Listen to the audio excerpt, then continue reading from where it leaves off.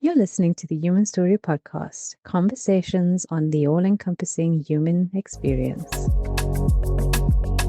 This is brought to you by Yoked Media.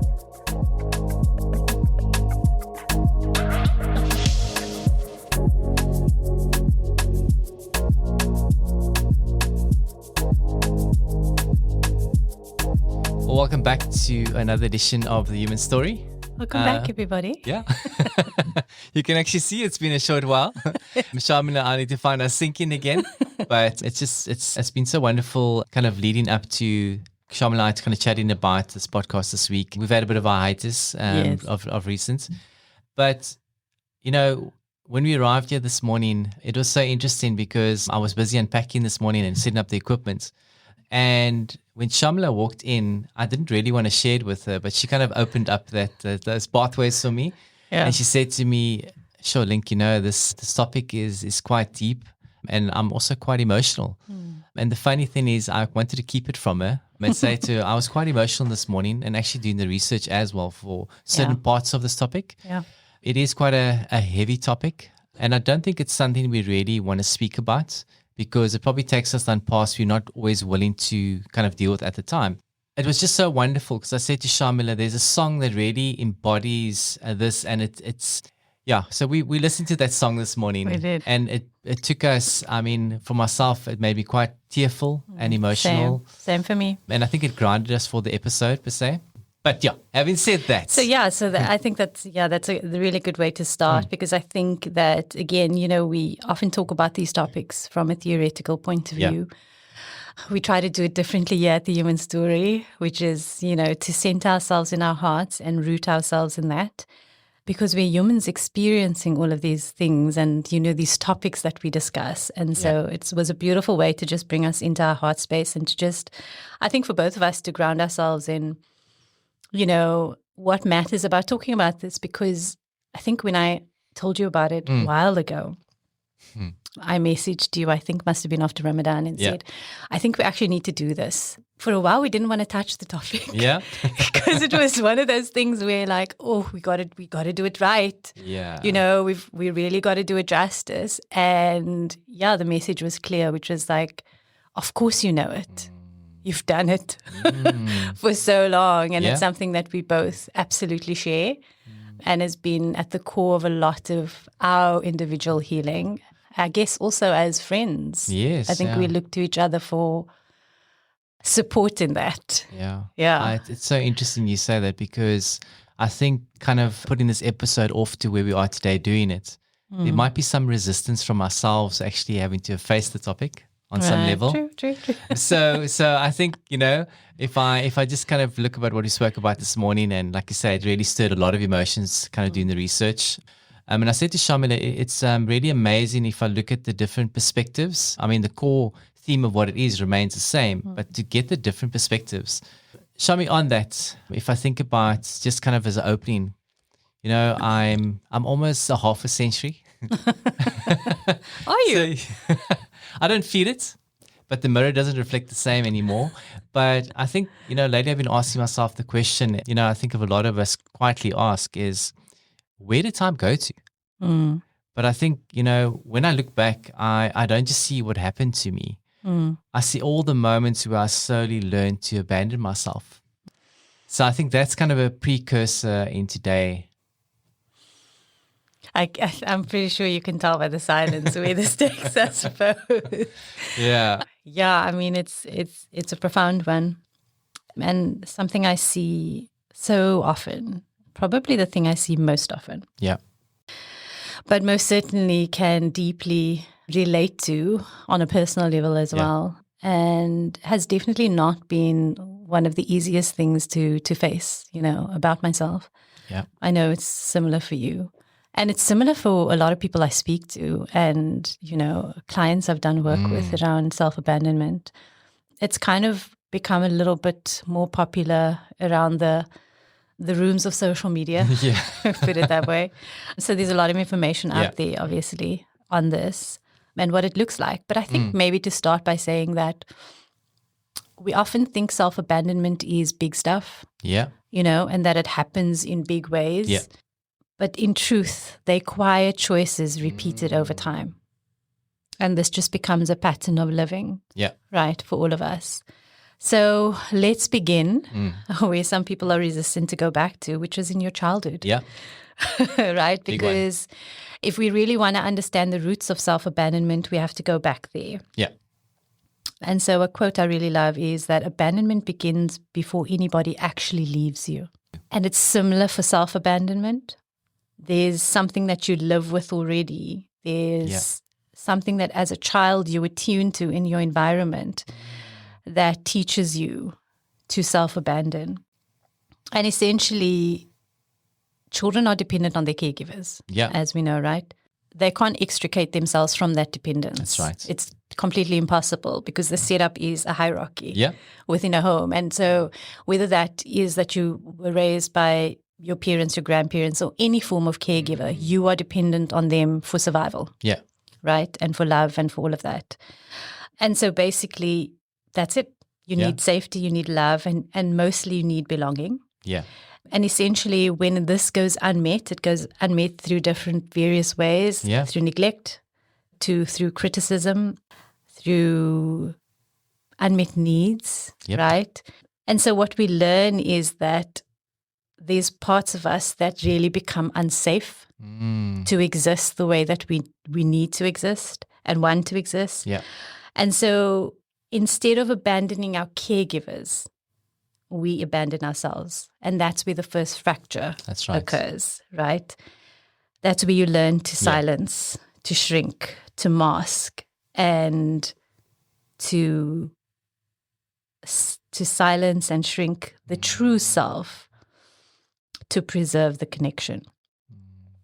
And so you can see how fundamental that is to any human being's growth, self-development, and then their psyche. Just how do we organize ourselves around our survival and then our true selves, right?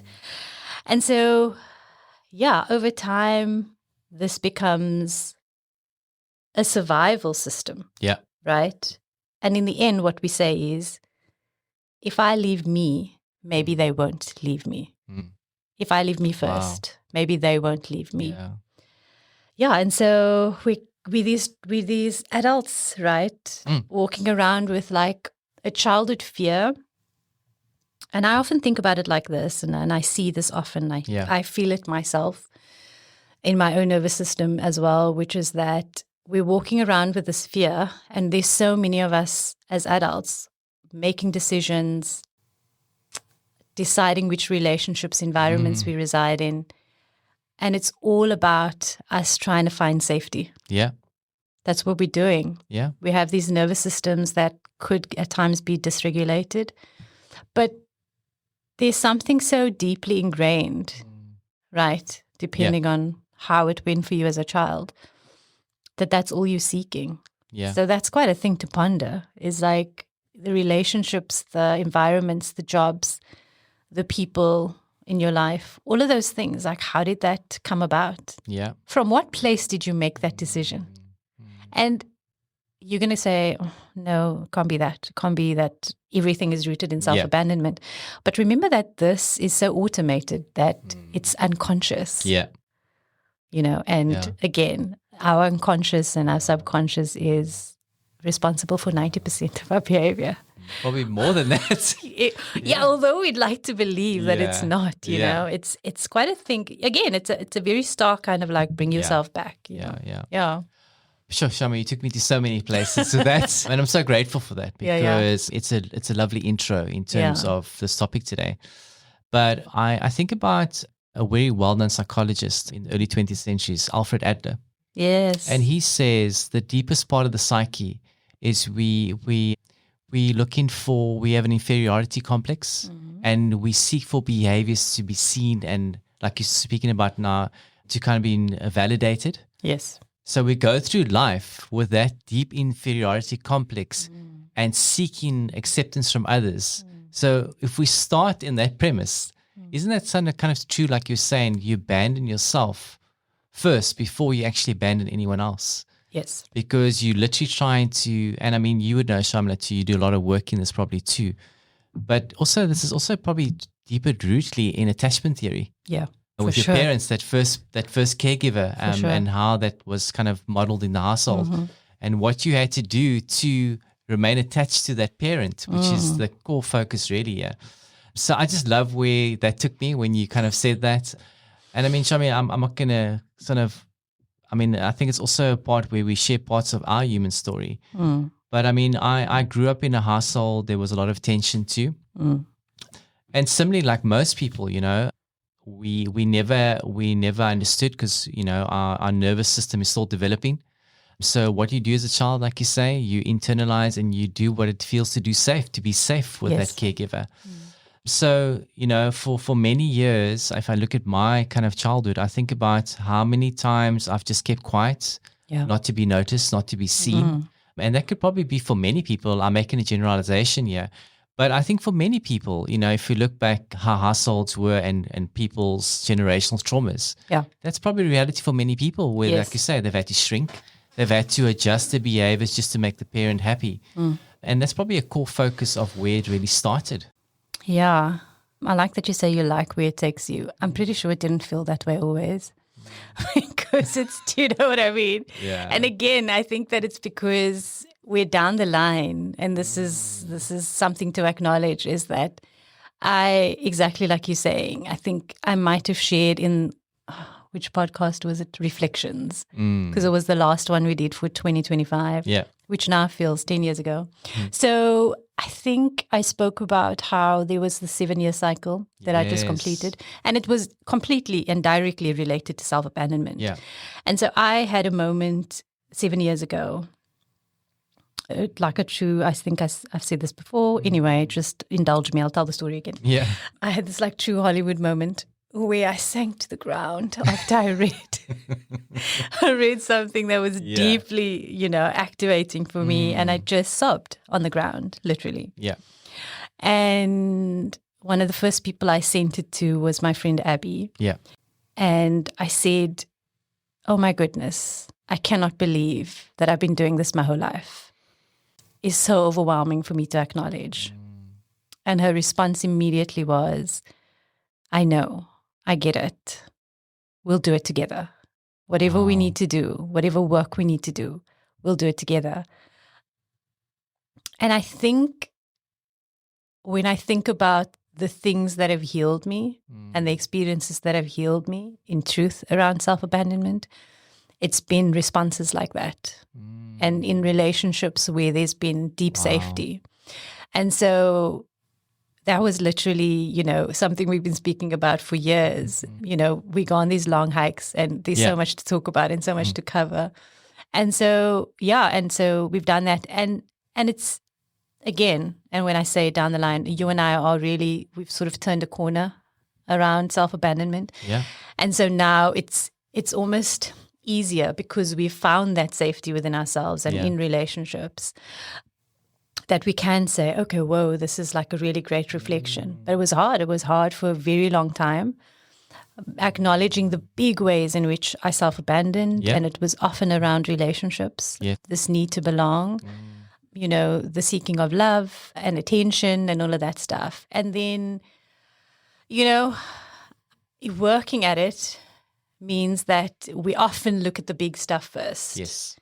And when that was out of the way, I was like, all right, I'm like sort of like gaining ground here. Things are going well. And then I think the end of 2024 and the middle of 2024 really brought me into the subtlety of self-abandonment for myself. Sure. But also how I subtly do that in communication, in relationships, in interactions with people. The unconscious. Absolutely. And it's very subtle. Yeah. But I almost feel like because I'd done so much work on the big stuff, it started really feeling like self-betrayal. Okay. When I was subtly abandoning myself. Yes. Like I didn't actually want to laugh when you made that joke, but I did. Because I was trying to keep the peace. I didn't speak up. I was silent, but I really wanted to say something. I could feel this burning sensation in my throat. Yeah. I wanted to not attend because it was going to be overwhelming for me and I really need decompression time. Yeah. But I went anyway. Yeah. And so that's what self-abandonment looks like. right? When we look at the question of what does it look like to self-abandon? Yeah. It's the no when you deeply want to say yes. Sorry, Yeah. it's the yes when you deeply Yes. want, and it's the no when you deeply want to say yes. In truth, both of them. Yeah. Because it's not just the negative stuff. It's it's also the positive stuff that we Gotcha. don't reach for, that we Yeah. don't, we don't dream big. We don't. Yeah. The non-alignment with your soul needs. Absolutely. Beautiful word. So that was my experience of it. And so the end of the cycle was the end of 2025, Yeah. which I didn't know I was getting to. But I knew that in that year, I dealt with like really subtle, big stuff. Yeah. And big relationships that were, central to my life. Sure. And then going, okay, but even in this situation, in this relationship, I have to choose me. Yeah. I have to choose me. I have to learn to listen to my voice about what's really going on here. Like, where's the truth and what is the truth I'm not acknowledging Gotcha. in this dynamic? And then can something new be, That's right. built or rebuilt? Yes. Because this is, in truth, it also brought me deeply, deeply, deeply, and the most deeply into the relationship with myself. 100%. So self-abandonment, there is nothing that could have brought me so deeply home to myself than self-abandonment. Yeah. So I want to say, I think a large part, and thank you for sharing that. It's You're really welcome. beautiful. And I know how deeply this topic has meant to both of us, yes. and the work we've done. So I want to acknowledge that and thank you for sharing that. I want to say that I completely understand those little moments, those cumulative moments that make you abandon yourself. Shaamiela, there have been times in my life where I'm so concerned about how the others receive and how I should behave in certain circumstances that I take on their feelings. Yeah. So, for instance, in a work context, I was so trying to make someone else fit in because of whatever their journey was, that there were moments that they would make a gesture when I'd say something and I would take on that emotion and they would direct the conversation when everything about me knew I had to go forward in a certain way. But yet I kept on taking those emotions. And I realized that no matter what I did to please that person, I could be on the ground taking my last breath out of me and still they wouldn't be happy. Wow. And there was a big moment when I realized, it was a big realization for me to realize that no matter how I'm going to be a chameleon Yeah. and try and suit others' needs and what I assume they would want, Yeah. it's never going to be enough for someone else. Because if they don't even know what they want, how do they truly know at the time what they want from me? Yes. So the only way I can truly live is authentically in what I've become Yes. and aligning myself to my values and being true to that. Right. And those are typical scenarios like this, Shaamiela, in a work context. When there have been situations where someone has asked me something that prompted me to make a decision on the spot, I actively choose like at least a couple of seconds before I respond. And I'll say, thank you for that. I'll have to get back to you on that. The previous version of me, yes, sure, no problem. I can do that. No problem. You didn't And even I think leave about and it. I go, damn, Yeah. why didn't I say something? I Right. didn't want to acknowledge or say yes at the time. So like you said, it's those small moments in relationships, in a work context, in a family dynamic. Yes. Big one. Big one, very Very big one. big one. And I'll give you a small example. So, my wife and I, when we got married, and this is purely because of how we grew up in different households, I had a definition of what a male masculine figure had to do in a household. Right. And, she obviously, whatever her circumstances, she brought that into that dynamic. And we had to find our own dynamic again as a family. But there were certain things that I realized that a man had to do. But one of those things were like, because you're both working full-time jobs, she would be expected to make dinner. That was kind of like, I'll do the other things. Right. We actually sat down and said, Lincoln, you know what? I can't do this every night. We both have the same responsibilities. Yep. I would appreciate, because I can't do this, I would appreciate if you do dinner twice a week and then still do that. I don't have no problem with that. But those are the subtle ways you start expressing yourself, what you need to others and relationships. And I love that because we have followed a similar suit. I just in our relationship, I think I spoke to you in the week. Yes. We celebrated our 8th anniversary. Yes. And Congrats. thank you so much. And I think, in the past, I would have gone, work is important, and yes, don't get me wrong, it's my livelihood and everyone's livelihood. But I also realize the core people that walk this life alongside with me to be able to do those things. Yeah. And the Yeah. value. So it's really about saying, like, we spend the day together and really saying, like, are we still on the same track of what we want in life? You know, are you happy with the setup that we currently have? Is there anything we need to speak about? I love that. So that to me is the ways that you can be honest and express yourself to others in what you need.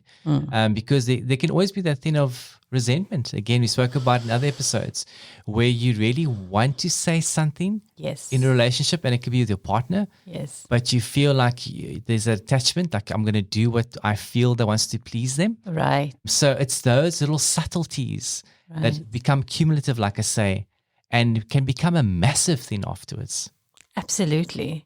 100%. And makes me think about, in relationships particularly, it being this subtle abandonment of the self in order to keep the relationship contained. Yes. To avoid conflict.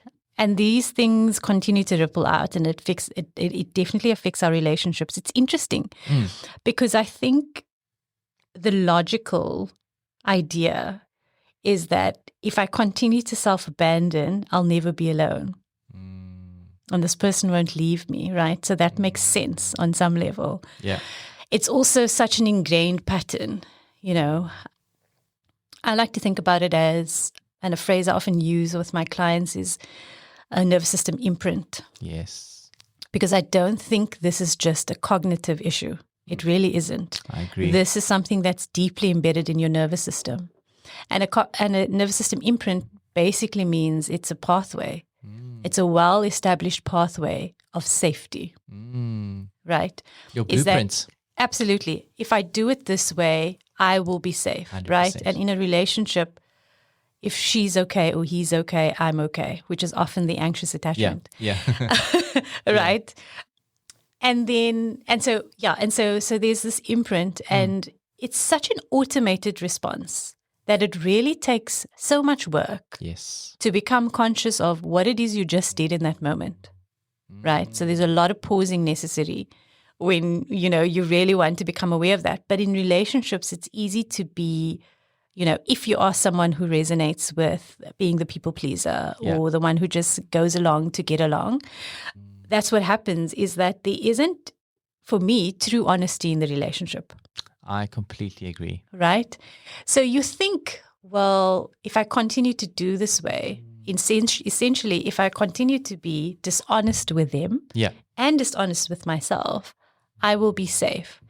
But the truth is that when you don't show up authentically, right, and there isn't any space, when there's absence of authenticity, it first of all contributes to your feelings of invisibility. And erodes self-trust. 100%. And so it actually also creates emotional distance, which is, again, I want you to think about the logical side of you that goes, no, but if I do this, I'll be safe. Yeah. And you think there is closeness. But without truth and honesty, there can't actually be emotional closeness. And there also cannot be emotional intimacy. Yes. And if you know stuff about relationality and relationship psychology, emotional intimacy is the bedrock of any healthy relationship. Yes. Is the ability to express authentically. And it's not just romantic. No, in all relationships, right? Yeah. And if it's present, what it does is it actually supports a shared reality. So Love that. in truth, if you don't show up authentically and you continue to self-abandon, you're almost living in two separate realities. Completely. Right? Because there's a part of you that refuses to bring the truth of your experience to this person. Yeah. Maybe you both actually do it. I think a lot of us end up and we both do it because, you know, we go, oh, I don't know how to belong to someone and be authentic. I don't know how to hold space for myself and for them. Got you. I don't know how we can actually get through conflict if we both are absolutely truthful about what's going on for us. And so this is the impact that it has in relationships. Yeah. And you can see how deeply rooted all our relationships is in the relationship with the self. That makes sense. It makes complete sense to me. And Yeah. I love that, just that understanding. And I think you spoke about the nervous system. And I think we spoke about a little bit before we went on the podcast about how nature works. Yes. You know, we talk about give and receive. You know, Yes. obviously, if you're giving and giving and giving all the time, you're going to run out of energy. I mean, that's just the natural flow of nature. That's how it works. Yep. So nature, obviously, you know, let's just say the sun would kind of help the seed growth, and this is that, you know, the sun gives that kind of growth to the seeds and whatever the case might be. And it's just a natural process. ebb and flow process. But obviously, and I mean, that exists for human beings too, because we're all connected. Yeah. So when you find yourself just giving all the time, I mean, you can imagine where that's going to lead you to. And Shaamiela, you've been there. We've been there in some levels, all of us, I think. And that's really burnout. And that's what people pleasing does. Yep. You know, if you're not living authentically and you erode that self-trust, so now suddenly you even have more of an inability to express the needs, because now you can't trust yourself. And the more that you do that you don't align with your values, the more that you erode the self-trust in you. And it's harder to come back to who you actually are. Yeah, in fact, you kind of lose sight of it. You lose sight of it. Completely, because it affects self-awareness. Yeah. You know, because you're so focused on saving the relationship, keeping the relationship at its status quo, right? Yeah. And fearing that any kind of change is going to disrupt that. And again, you can see how that's connected to survival as a child. Yeah. Is that if that's what you needed to do, it's what you needed to do. And that's what all of us did. Yes. And that's something to deeply acknowledge. Obviously, it exists on a spectrum. Some of us do that way more than others. And, you know, we may have had a home. Some of us may have had homes where it was okay to be authentic. Yes. You know, it's a rare thing. But there are people who have had experiences where they didn't need to edit themselves. 100%. You know, or their parents were quite accepting, or their caregivers were quite accepting of who they are. And there's something about people like that. You can actually see it in their entire sort of being and in their demeanor and how they show up in the world. There's a confidence they carry and a belief in themselves, which is really beautiful to acknowledge. Funny enough, I was watching a reel on Instagram. Yeah. And it was one of those things where I just smiled at this person, and it was essentially like this volleyball player. And so he has a lot of antics when he like spikes a ball or he gets a point. And it was so wonderful to watch him. He was so deeply embodied and so unapologetic about the way that he showed up. And anyway, there's been quite a bit of backlash because there was commentary made about him, as there is, because this is the world we live in now. Yep. There was commentary made about him, and his response was very much like, well, this is, you know, the world we live in, and I'm going to show up the way I want to. But someone said something in the comments that really I thought was amazing, and he said, like, look at the power you tap into when you just decide to be yourself and show up like that. Look at what happens, because if I was inspired and really like just again, like almost fascinated by watching this human show up unapologetically, then millions of other people have had the same, experience of watching that. Yes. And so there's also that side of it where, again, it's not something we necessarily see often, but it's a really beautiful thing to watch someone exist and be so comfortable in their skin. Yeah. Because, you know, we'll talk about this when we talk about the antidote to this, but there's a permission to exist, you know, as you are. And so there's also that aspect of self-abandonment, and you can see it in children. Yes. You know, where they trust in their abilities and they trust in their talents, right? And they just have a whole different experience of life and of other people as well. I love the fact that you mentioned about kids, you know. We spoke about the give and receive, and obviously you say it's on a spectrum. We also have to understand, as kids, as a parent or as a caregiver, there is going to be more giving to a child. 100%. I mean, so it's understanding these dynamics, these nuances too. And we'll speak more about how compromise is also not self-abandonment at times, but is it being done from a fearful place? Yes. Or out of a loving space? Yeah. I think that's important.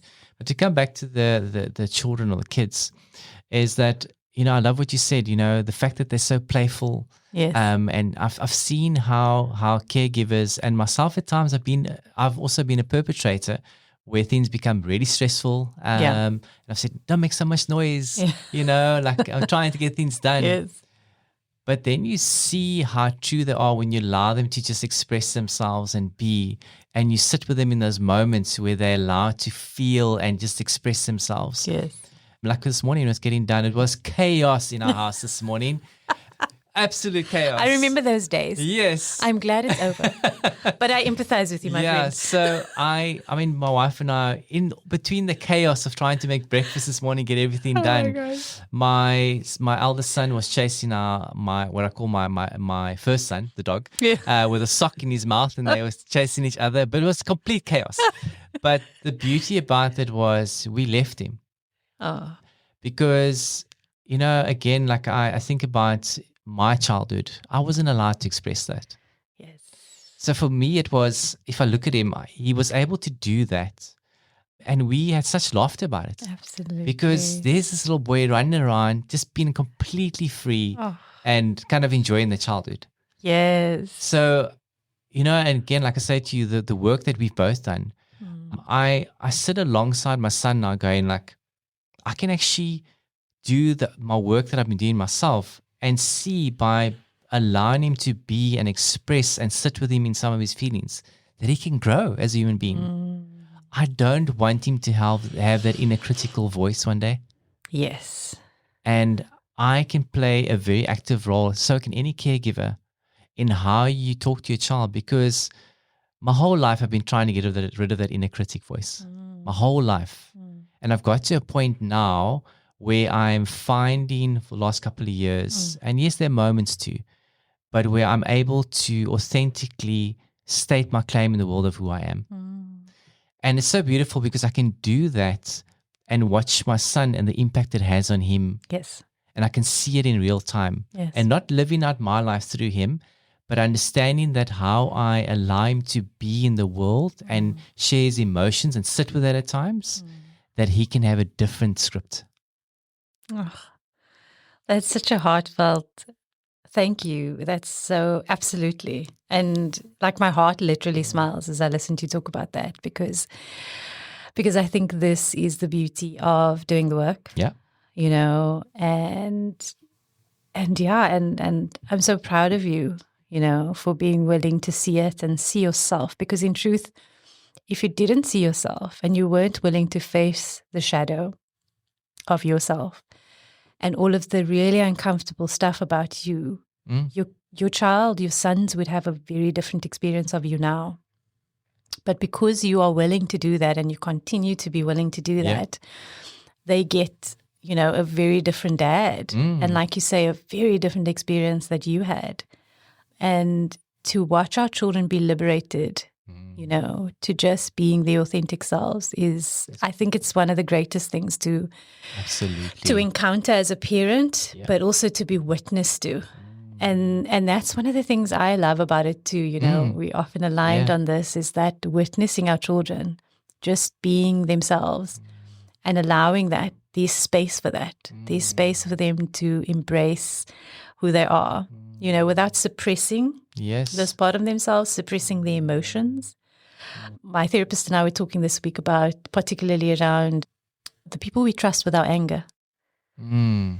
And authentic relationships are relationships where every emotion is welcome, right? And even if there is a reaction from the other person, there's in truth an acceptance. That's right. Right, because it doesn't mean that there isn't acceptance if they have a response to it.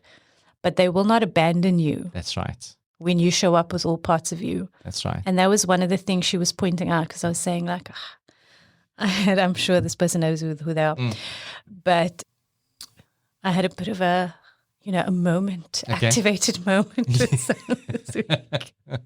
And I was like, so human, I was like fully in my feelings about it. And I knew as it was happening that it was something that was deeply embedded, which obviously means it's from my childhood, because there's a saying that's really helpful for people is, if it's hysterical, it's historical.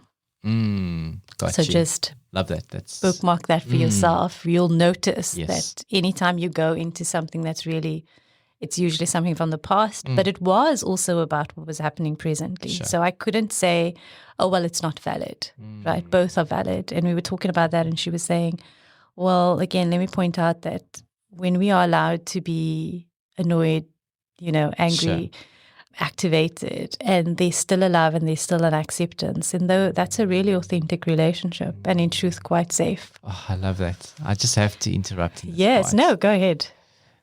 I think it's Carl Rogers. He says that, particularly on self-abandonment. So when someone, you would notice what you do and the behaviors that you go to in that moment, you ask yourself the deeper question, because a lot of times people were lacking empathy in relationships. Yes. They weren't allowed to express them. So he says, I can imagine how this would have felt for me. How did that feel for you? So it's almost like you're allowing them to go deeper than just the initial kind of behavior. And I love that, because, like, again, isn't it amazing when people do show up with more empathy in relationships, Yeah. that there's this openness that you're allowed to express that? Yeah. Because many times we weren't allowed to in some settings. No, I mean, the amount of restriction that some of us have experienced in exactly, I think it's in the big stuff. It's also in the subtlety, around maybe I often think about this and I've tried to remember it with my children as well, which is that, when you are disciplined or you get a consequence for something, how you're not allowed to express your dissatisfaction with that or your hurt with that or your grief around that, when actually it's quite normal. I've messed up. I've got a consequence, but now I need to shut up and shut that down. Got you. I'm not allowed to express how this is affecting me. And that's obviously where I think as a parent, I felt it myself. I've definitely seen it in obviously my own parents when they had to do that with us, which is that's where the, shut it down. You're not allowed to say anything about what I just said. It's kind of like that conflict that occurs because there's such a discomfort for the parent and an anxiety for the parent.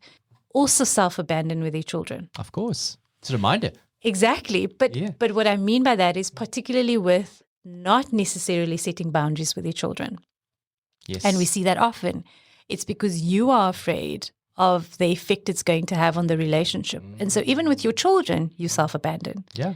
You go, whoa, your satisfaction with me and your happiness with me and your approval of me is actually what matters. And again, I want to say this. Of course, I'm glad if my children are happy with me. Yes. I'm sure it's the same with you. Of course. If I've done something or whatever. And, I also feel the discomfort of that. But authenticity would dictate and would encourage you to say, we can sit through this bit of discomfort. But you know what? Yeah. This is honest. This is an honest exchange. Got you. I will not lie to you because inadvertently what I'm teaching you is also to self-abandon. 100%. Right? I'm actually modeling to you self-abandonment when I don't stick by my word. Yeah. And I'm not honest with you and I'm not truthful and I don't set that boundary. I'm modeling some form of abandonment. Yeah. You will most likely repeat that on some level. Right? So there's also that, you know what I mean? That yes, this is, I mean, if like these, they're beautifully layered. Oh my goodness, human. Yeah. I think, Shami, maybe just to kind of elaborate on that, I think as a child, how often do we see in terms of maybe a child wanting to assert a boundary? Let's say, for instance, it's a family member and they offer them a sweet and they don't necessarily want to take it because whatever it is, they don't feel comfortable. You have to tell them, why are you being so rude? Take that sweet from your auntie. Yes, or let them kiss you. Let them kiss you. Or hug you. Or hug you. So what are you telling someone? You're telling someone you always have to please someone else if you don't feel the need to do it. That's it. So we must be very mindful of this too and how we play a role in how we set those boundaries with our kids. Another kind of a thing that happened, and it was so beautiful for me, And again, like I'm saying, on my own evolution, you speak about the shadow work, and I love how the shadow work creeps up on people again and again. So I remember my son, and the typical reaction in the past would have been he dropped something and it made a huge mess. I would go, "What did you do? Why did you do that? Pick it up." I let it happen. And I see the acknowledgement, the look towards me to see how I'm responding to this. And I go, "It's okay, boy. We'll pick this up." And then I remember, say, we all make mistakes. And I remember, Shaamiela, not too long after, about 2 weeks after that, it was chaotic in our household again. You can see the General comment theme. General theme. We accept. And my wife, I can't remember what the incident was, but she did something. My son turned around and said, "Don't worry, Mom, we all make mistakes." Oh. So can you see how important this is actually? We don't realize that they mimic us, they watch us, like you're saying, how we set boundaries when we don't set boundaries. So when you see reenactment happening, it's because it's a lived experience for them. 100%. It's a lived experience. Yeah. I mean, if you're still under the illusion that your children do as you say and they don't do as you do, we have news for you. Yeah. They do as you do. Yeah, of course. And that's the reality. And that's, the truth of your reality is that is happening. You touched on earlier on people pleasing. Yeah. Which is an interesting one for me, because if we look at the characteristics of someone who is the seasoned self-abandoner, they are often the people who are ignoring their own needs, whether that's basic or something more intricate. They are suppressing their emotions and their true self. Yeah. They're often seeking external validation, right? So what the other says and thinks matters. They also neglect their personal desires. In fact, it may not even be something that's even on your radar. The thing that I resonate with is they have a really loud self-critic. I think both of us. So true. That's been a journey with that one. I can happily say, and gratefully, with absolute gratitude, say that my self-critic isn't as loud anymore. Doesn't show up as much anymore. I think I've learned to amplify the voice that reframes things for me in a way that's really compassionate and loving. Got you. Toward myself. And that's daily work. Moment to moment work. 100%. Please do not think that this is one big moment you get to. Yeah. You cross this threshold in therapy, or you have a breathwork session and you were enlightened. There's no such thing. This is just like the quiet choices repeated over time of 100%. self-abandonment. It's the same way with working your way back to yourself. Is that you learn to tune down the voice of the self-critic by amplifying the compassionate voice. So we can't erase the self-critical voice. We can only amplify the voice of compassion. Yeah. And the one that offers us a reframe Yeah. where we are allowed to be human. That's right. In any of our pursuits, in any of our experiences. But the big one, coming back to people pleasing, because I was thinking about the spiritual implications of self-abandonment. Yep. This is a big one. It's very big. It's really, I think probably because you and I are very spiritually inclined, we often think of it as the biggest one because it's so fundamental, right, to our lives. But that people pleasing, I almost want to say, let me hold your hand when I say this in a loving way, that people pleasing is a form of manipulation. And I needed to acknowledge that about myself. And I'm not saying that this is something you decided to do and that you did consciously, but in truth, what we need to acknowledge is that we can often speak about, for example, with narcissism, we can speak about this overt individual who just overtly manipulates you, and you can see it, right, if you catch it enough times. But there's nothing like being manipulated by someone who does it with sweetness and kindness. There is nothing like experiencing that. Yeah. And that's often where we experience covert narcissism. Yeah. And so people pleasing often masquerades as kindness, right? And so when we do that, when we masquerade our people pleasing masquerades as Yeah. kindness or sweetness or like, oh, I just want to be nice. I want to be this Yeah. nice person. It actually costs us our authenticity, Of course. right? Creates insane emotional exhaustion. And resentment. Oh, there we go. That is the word. Yes. That's the big one. Like people pleasing, people who tend to people pleasing Yeah. are often chronic resenters. Yes. I've seen it play out. Yeah, I mean, I felt it myself. And it's funny because this happened years ago. I was actually working in addictions at that time. I was Yeah. working in primary addictions care. And I was listening to one of my colleagues do a lecture with the patients, the inpatients. And she was talking about resentment. And then I realized that through my people pleasing, I felt almost entitled to my resentment. Because that's what it Got you. created, like this, because sometimes people pleasers can also be these people that elevate themselves above others. Of course. Like I think about the greater and I think about the group and I think, listen, I'm speaking from experience here. Sure. And so that was also something obviously that was in my own shadow that I needed to face and acknowledge is that, it just keeps you stuck in this,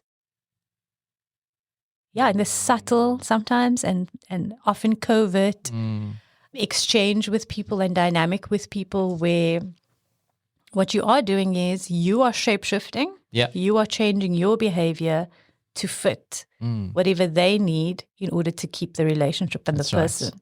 Tell me how that's not manipulation. Yeah. But the thing is that we don't, because it's, again, under the guise of kindness and Yes. niceness, it's very hard to spot it. Of course. But like it's quite a thing again. Like I think it's a thing to acknowledge. Yeah, look, Shaamiela, I see this without saying too much. I see this play out every single day in a work context.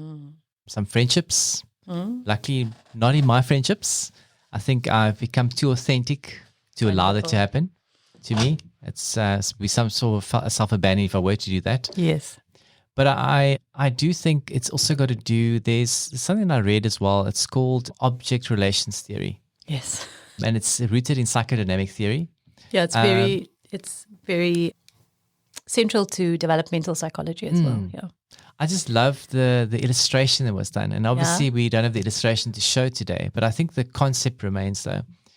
When we see the world and others as this massive kind of, if you kind of think of a circle, and you think of a massive circle, if you look at it like that, and then you see yourself as a small, tiny circle next to it, that's when you kind of tend to abandon people because you think that you need to fit in with others and everything is so big and large out there and you can't really show up in that authentic version of who you are because the world is such a scary place and you need to please in order to fit in. Yes.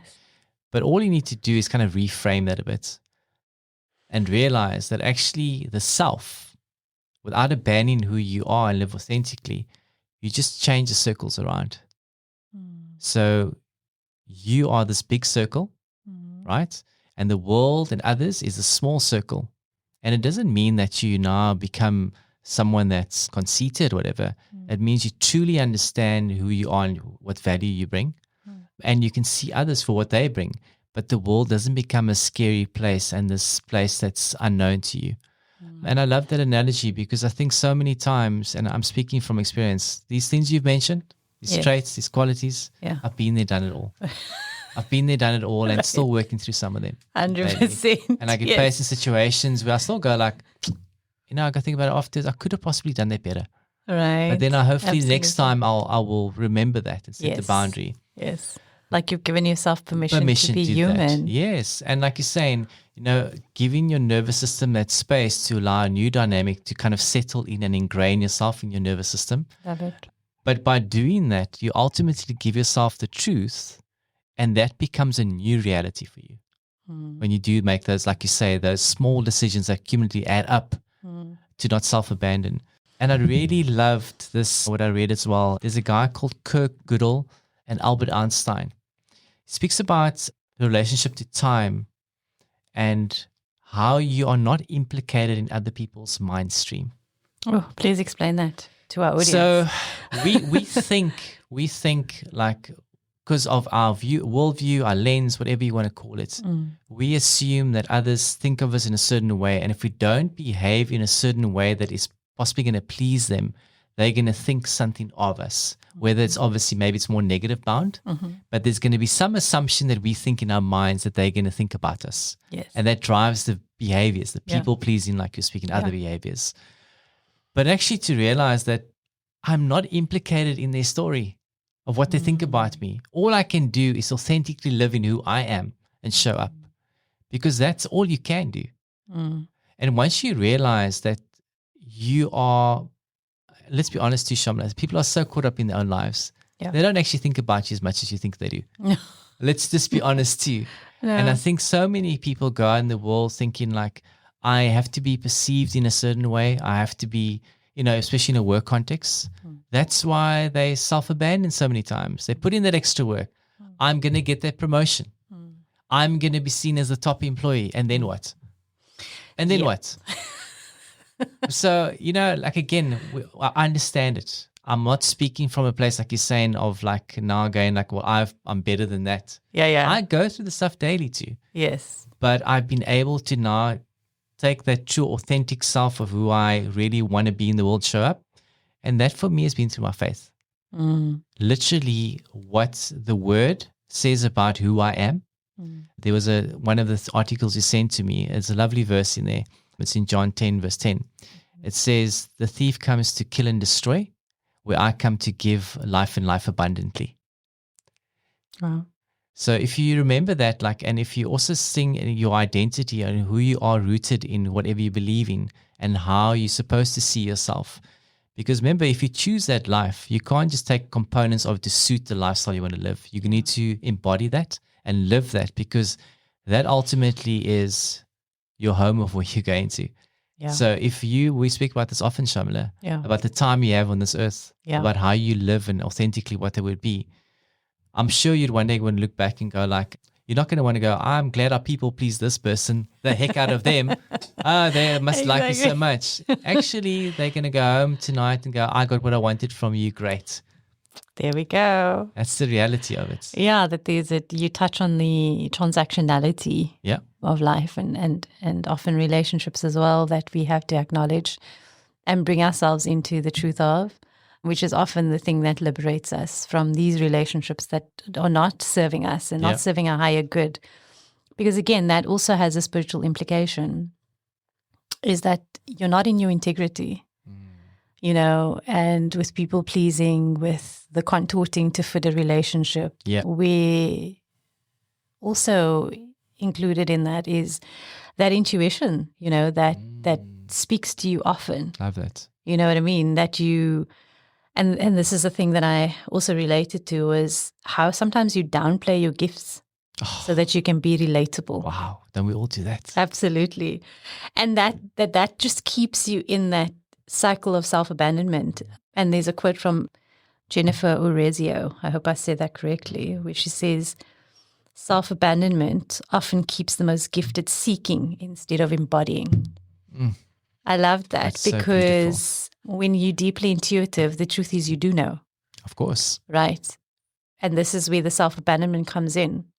But because true to the attachment theory that you mentioned earlier, and true to the saying that I most often quote, I think, in my practice and with people, is the one by Gabor Mate, which is, when authenticity threatens attachment, attachment wins. So essentially what that means is that if there's not enough space for you and you haven't cultivated enough capacity within yourself to be your authentic self within a relationship, the attachment will win. Because you're working from a fear of losing that attachment. But of course, the work there is working on yourself so deeply and filling your life with other people and healthy attachments that you are willing to risk that attachment. Got you. Right? And so, it just creates this continuous cycle where you're seeking and you know what's good for you. You know what's healthy. You're constantly second guessing yourself. You're doubting yourself. You're doubting your experience. You gaslight yourself. And you go, no, I don't think that that's really what they meant. I don't think that was a true experience of, I think I might have been imagining that. Whatever it is that you need to say to yourself in order to keep, again, the job, the relationship, the environment the way that it is. And so, again, I want to remind us that we all do this as a matter of survival. Of course. None of this is, when we speak about this, I have a deep compassion for it and a deep compassion for this kind of work, because you really, really have to allow yourself to see yourself as human. Oh, definitely. And that we are born literally into this world and conceived with needs. Yeah. Right? And that every single human being has needs. And when you deny that, you're really denying your humanity. 100%. And you're right to something that's fundamental of life. Being able to have your needs met and meet another's needs. And I mean, those are things that often come up in relationships as well, which is like, how is your needs not being met and how are you not meeting the other person's needs? And that you're not shamed for it, because there's a lot of that happens. Yeah. So I think you and I, when we started, when I walked into the studio, and I said, oh, it's emotional, I looked at you and I think we both remembered the grief. And, that we had gotten to a place of grief around the loss associated with self-abandonment. Yeah. And I think that was something that really brought me deeper into my own heart space and also allowed me to soften with myself. So we talk about that self-critical voice, which is really loud and very harsh and often very clinical and detached with us, and the compassionate reframe, and then the softening toward the self of like, wow, there you were seeking the thing that every human being seeks. And so I just wanted to share excerpt on the grief around self-abandonment. I thought I'd just read it directly from, this is by Amy Crandall. And she says, grief is asking you to turn toward the parts of yourself that never got to be fully loved or safely expressed, and to stop waiting for someone else to grant them permission to matter. It's in the grief of having to teach someone how to love you. It's in the grief of being called selfish for being who you are. It's in the mother wound, the betrayal wound, the healer's burden. The grief of hiding yourself for love often gets wrapped up in shame. Shame for being too much, for needing too deeply, for not healing fast enough. But it wasn't shame that buried those parts. It was survival. Oh, that part makes me so tearful. Wow. Grief is asking you to choose her, the soft, wild, fiercely loving, profoundly intuitive version of you who had to be buried to keep others comfortable. And not just choose her, stand beside her, stay with her, grieve what she's lost, let her speak. Because here's the heartbreak and the sacredness of it. That version of you, the one who wanted to be loved without having to contort herself, she's still in there. She's been carrying a lifetime of uncried tears, unsaid truths, and unmet needs. She doesn't want a quick fix. She doesn't need a resolution. She needs your companionship in the grief. Crocodile tears. Love that. Yeah. So isn't it just to say to yourself, I am whole and complete already. My life matters in itself. No performance. Just my humanity showing up for authentically what I was created to be in this world. And shine my light for others. I know how much that meant to you. I also want to say, I think about, this is probably going a level deeper. And Shaamiela, you've probably seen this. But the person that's going to trigger you the most, if you're married, is your partner. And thank you for bringing us back to reality, Lincoln. And because the reason why that'll happen, Shaamiela, is because there's those unhealed parts of you that you're almost going to sometimes expect your partner to fulfill. 100%. So there's a part that you find really attractive about someone, you met them, and that's super important. But then there's a deeper level when you're get into the thick of things in life, where the expectation is that your partner is going to have to numb some of the pain that was given in childhood. And that's where the work also really begins, and how you parent too. 100%. And that journey for me, Yeah. it's loud, Yeah. it's messy. Yeah. Yeah. All I can say is it's someone mentioned the other day, I can't remember what podcast I was listening to, and the guy was so right. He says the inner work of kind of dealing with self-abandonment. He says sometimes it can feel like a loud horn in your head, like you don't want to sit with that discomfort. Yes. But he says that's the beauty. Don't run. Just sit with that and work through that. And I've realized some of my own insecurities that I've had in like I spoke about the tension I grew up in. There have been times that I've expected my wife to understand without sharing the needs that I needed from her. And those are the moments that I've broken down ugly tears in front of her. Wow. And said to her, like, this is the reason why I act this way, is because I never received that. But I think that's why this episode is so kind of deep. Yeah. Because I think none of us have avoided this on a level or any level. Some of us are literally living that at the moment, knowing how do I possibly create another template for myself that all that I know. I don't really know. I'm stuck. How do I get past this? And Shaamiela, you've probably done work with people in this situation. Yeah. How do I, Shaamiela, move from a space where I feel like just victim of where I am right now, and maybe get to a space of trying to reframe a different reality for myself? I mean, well, thank you also for sharing that. I feel like we just, we are full of, I think, permission-giving grief. There's so much of that. And so, I just want to encourage people to please just grieve. Before we get to the antidote for this, and the way forward is grieve fully and completely. Yeah. Allow yourself to go there, because it's so valid.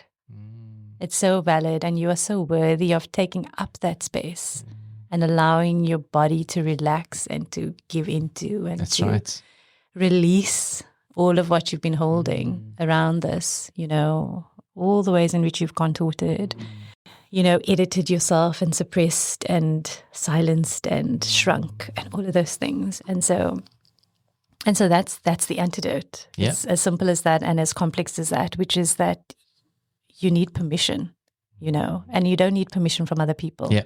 It's permission from yourself. That's really what it is. So the question that comes through with the antidote is, are you willing to disappoint others, real or imagined, rather than betray yourself? So that's a good question to start with. If you want to delve deeper into this and you want to begin, your process and journey into looking at this, I think a lot of it is actually dropping into the wisdom and the intelligence of your body. Yeah. And becoming a keen listener and feeler and sensor. And again, it's not theoretical knowledge. It's not about what you cognitively can, comprehend from all of this and what we've spoken about today. This is about, where do I feel this? What happens in my body when the thought of telling someone the truth about my experience enters? What happens? Yeah. Right? So dropping into the body, I encourage you to do somatic work, nervous system healing. Yeah. And the reason I say that is because, again, we can talk for hours about the cognitive effect of this, and also like how this is, experienced and processed through the mind. Yeah. But your true liberation is going to come through nervous system realignment, creating a new pathway for yourself, creating a new way from the body. So it's a bottom-up experience, right?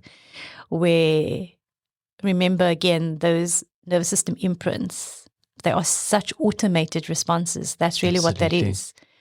It's an automated response most of the time it's unconscious. Yeah. You don't even know you're doing it until you're doing it, right? So it's like someone's requested something of you. You've agreed before you even had a moment to think about it. I've done that recently. Oh, right. Done that recently. So there we go. It still happens, right? Yes. Because it's so automated and so unconscious. And again, this is the depth of this work. And also, again, this survival that we speak about, right? This need to survive and to have love, even if that's a dysfunctional love. Yes. Even if that's an unhealthy love, a pathological love, but that's your definition of it. And that's where you find safety. Yeah. And that's how we start. So I would, encourage you to drop into your body. There's a permission you have to give yourself. And again, reminding you that just like self-abandonment is small, quiet decisions, so is permission giving. It's small, quiet decisions to say, I'm going to take these 2 hours to myself and not give it to someone else when, the self-critical voice or whatever it is that exists in my head says, absolutely not. You don't get to have this. You should be making time for others, right? Gotcha. How dare you be selfish? How dare you, set a boundary with me? Whatever that is. Of course, a major part of this is boundary setting. I just want to go back to the example, Shaamiela. It was a beautiful example I saw a couple of weeks back from one of the employees in a WhatsApp group. So this person had taken the day's leave for their birthday. And obviously people were sending some message on the group, which the person didn't respond, but I'm sure they were grateful for receiving just the messages. And then I saw a while later, she said, thank you. And then she posted another message. She said, thank you for the messages. Please do not message me about work. This is my day off. And we can discuss work tomorrow when I'm back. I don't do it to you when you guys are on leave, so don't do it to me, please. Wow. It was a beautiful example of someone that understands her worth. Yep. And I find it so amazing because it takes courage to do that. Absolutely. And That's the word. courage shown to do that. And yet she did it without a flinch. And I read that and going, good on you, person. Absolutely. Good on you. Absolutely. Because sometimes some people kind of see sometimes a work context as a family dynamic, but they can't draw the distinction at times. And it was such a clear reminder to people, which I loved. I kind of went in my mind and my body. Yes, you were celebrating well her. done, man. Absolutely. And I love the clarity in that. There was no ambiguity about that. There we go. I appreciate it, but please don't disturb him off about work. There we go. When I'm back at work, we can chat about it. But for now, let me enjoy my time I've set aside for whatever she decided to do. And it was beautiful. Oh, I love that. So that's an example to me of that alignment we speak about. Yeah. Is that you have to choose alignment over approval. So think about that. That's really what it is. The work of coming back to yourself. That's what self-abandonment is coming back to you and asking yourself, what do you want? What are your needs? What are your desires? I mean, do an exercise where you write this down. Yeah. In fact, at the beginning of this year, I think, or at the end of last year, there's a woman I follow and she has something called a desire contract. Okay. Wow, that's amazing. Yeah, it's quite interesting. And I mean, there's many ways to interpret the word desire. Yeah. Just to put it out there. But it was really about what is it that you really want? Yes. Have you ever given yourself permission? And one of the exercises is, without thinking, you just write and list. What are your desires? It's actually profound to watch where your mind goes. Sure. And also the permission you give yourself when someone asks you that question. To actually do this exercise and write it. I was amazed at the stuff I wrote down. Yeah. Excited about the stuff I wrote down. And just wow, it's all in there. All in you there. know it. Yes. But this is it. It's the alignment. And I think why that probably resonated with you is because there was such deep honesty and clarity and authenticity in what she was saying. And what's interesting about that is that to the people who are willing to have healthy relationships, that will never be a threat. Never. It will never be a threat. But to the people who are not willing to have those relationships, that is threatening behavior. And so you can see where you understand that from, comprehend that from, and interpret that from matters. Of course. So I'm saying that because you're going to go away thinking, yeah, but that sounds easy, Shaamiela, because it's going to mean that there's a lot of relationships I've got to give up, or places and environments I've got to give up. Yeah, that's the cost of it. Yeah. And that's the truth. Yeah. That's how you build self-trust again. That's that right. you spoke about that Yes. becomes eroded over time, is that you lose the connection to yourself and your authentic self. Yeah. So yes, that is often what it is you need to give up. But again, you need to ask yourself, I'm okay for that? Am I okay to do that? Am I okay? Can I survive that? Yeah. And if you can't yet, that's totally fine. Fine. But maybe just take a step every day. Yes. Take a step every day to getting to that point where you are subtly not abandoning yourself in those small ways, and you're Yes. choosing alignment Got you. as opposed to approval of others. Yeah. I love that. It's very useful, practical. And like you say, it's the small moments. You know, you get invited to an event or outing and you feel like I'm really depleted. You decide to say no instead of saying yes. It's the small moments, those choices you make in those moments. They call the hinge moments. I was hanging on a hinge and you decide, do you go with that automatic response you spoke about? Or do you take a time to pause and then respond? Because it'll be very different, very different. I have an appointment once a month that it's quite important to me that I attend.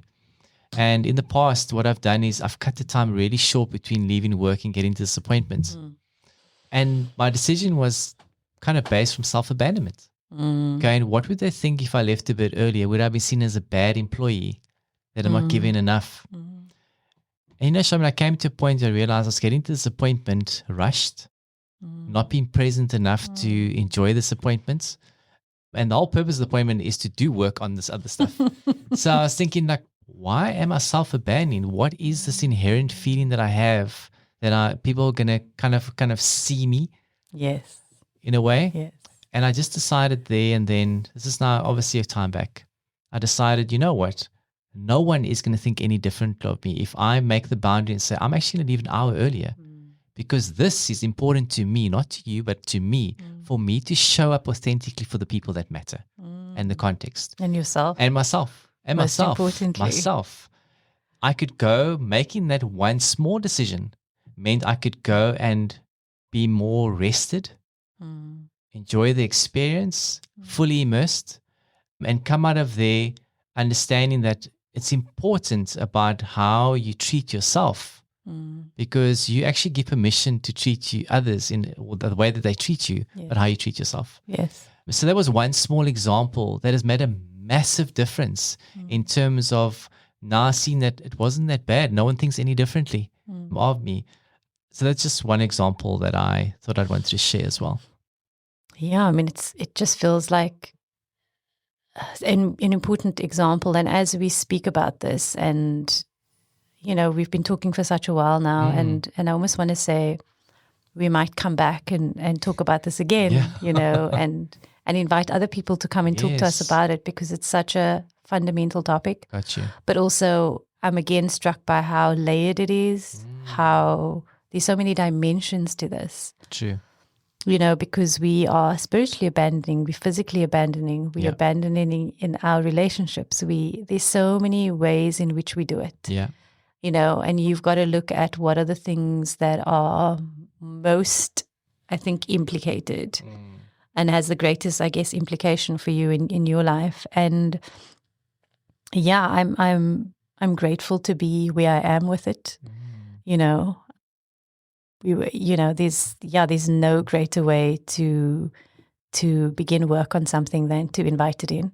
Yeah. And clearly, you know, those moments 7 years ago was like, right, we're ready for this. Yeah. You know, and nothing can actually prepare you for where this will take you, you know, but it's incredible work. It's work that really helps you root, truly root. You know, if you're someone who struggles with grounding, or you have very dysregulated or often dysregulated nervous system, and you get there often, this is some of the truths, you know, that's going to help ground you and root you into something that's true for you and authentic for you. Yeah, and awaken you to what are your true values. Yeah. You know, so this is work that's worth it. It's a beautiful place to get.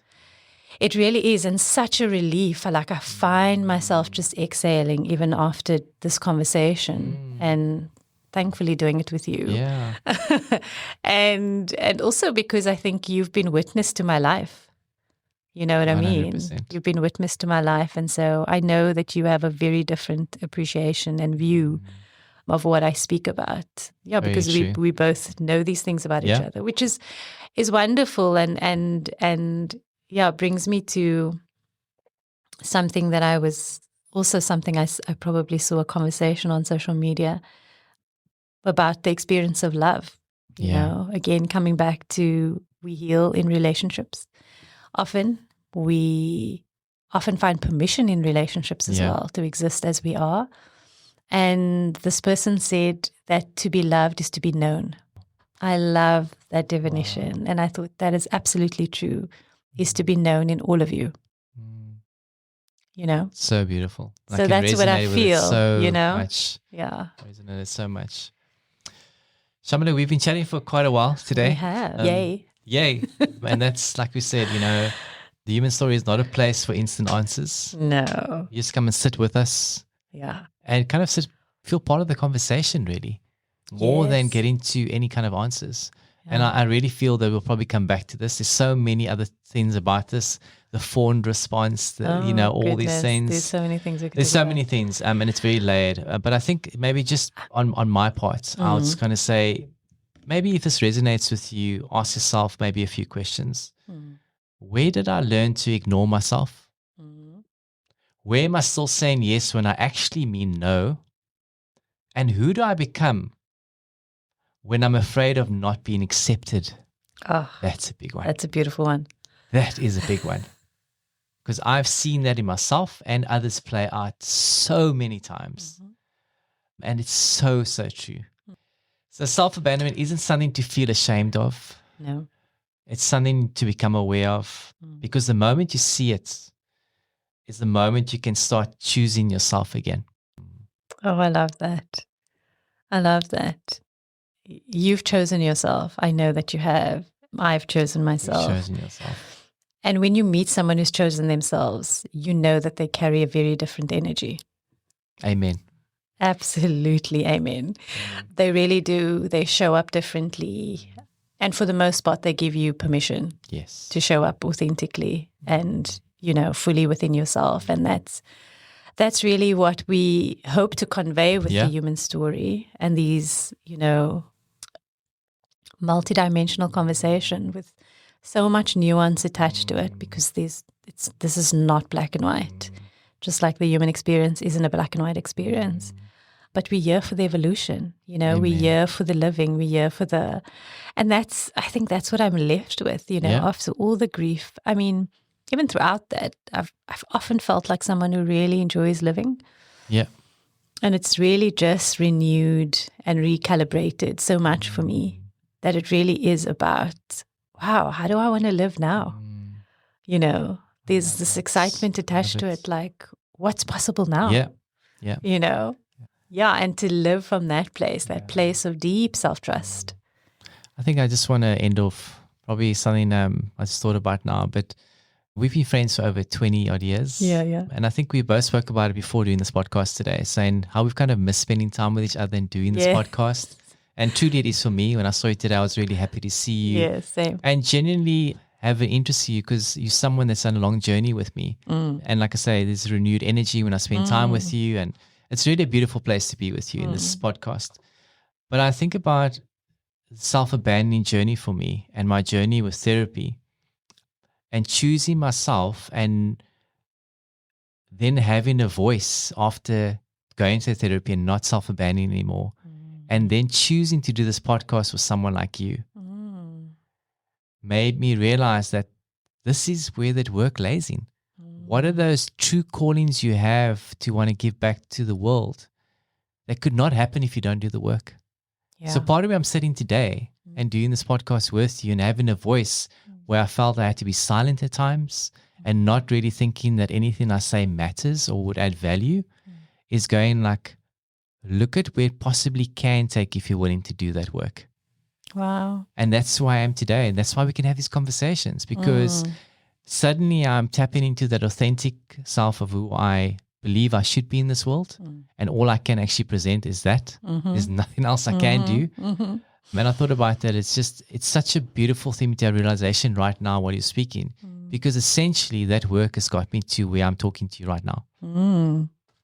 Absolutely. And to show up fully, I think, which is, the thing that happens in the room that we can't always translate, and in the conversation, which I think does come through on some level.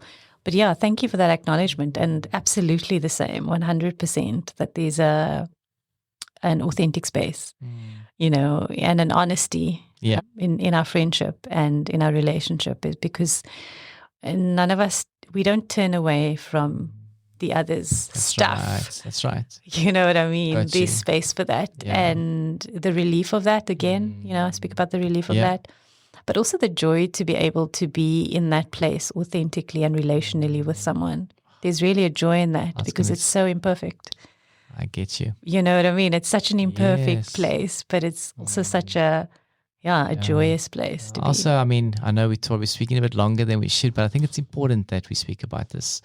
I think also, if I think about our relationship and the fact that we are friends and we have this deep connection as friends, also allows you to give permission of what you should be getting. Yes. Does it make sense? 100% deeply. Because- like I literally felt that drop right down to my toes. And I think it's important to tell people that, like, the deep connections you have allows you to write a new script to say, like, if I've been accepting less than what I should be, That's it. this is the moment for me to get clarity of what I should be getting and be able to express that need. That's it. I love that so much. And the reason I love that is because one of the things I've said about, eventually being in a romantic relationship again, or being in a partnership again, is that my friends have set the standard for that. So I've realized that again, is that my friends, set the standard for that experience. And it's exactly what you're saying, which is that I want what they are able to give me, in a long-term partnership.